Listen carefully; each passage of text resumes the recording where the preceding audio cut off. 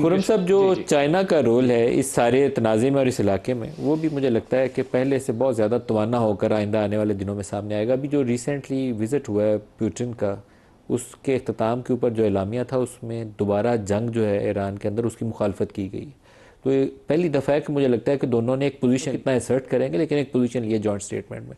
आप देखते हैं कि इस आइंदा जो जंग का फैसला करेंगे अमरीकी सदर, उसके अंदर इस जॉइंट स्टेटमेंट का भी एक वजन शामिल होगा।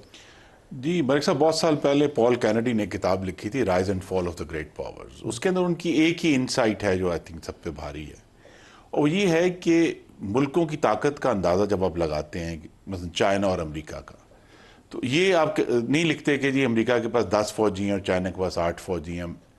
आप उनकी रिलेटिव स्ट्रेंथ का अंदाज़ा लगाते हैं कि कौन ऊपर जा रहा है, कौन नीचे जा रहा है।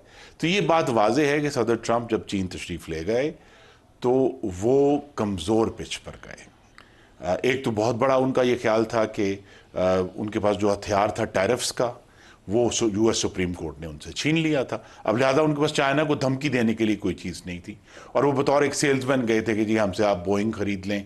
जो उनका ख्याल था कि 700 खरीदेंगे, उन्होंने सिर्फ 200 खरीदे, और बोइंग के शेयर बजाय बढ़ने के नीचे गिर गए।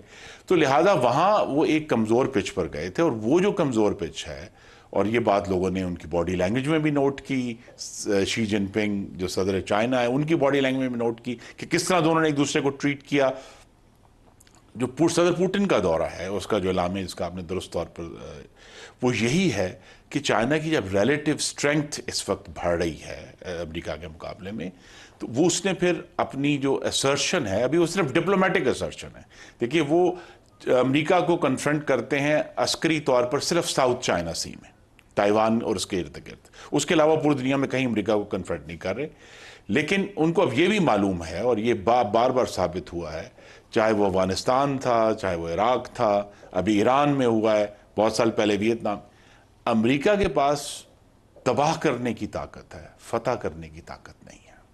वो मुल्कों को तबाह कर सकता है, लेकिन उनको कहते हैं ना, इन्वेड कर सकता है, लेकिन उनको रूल नहीं कर सकता। वो दे फेल कंप्लीटली।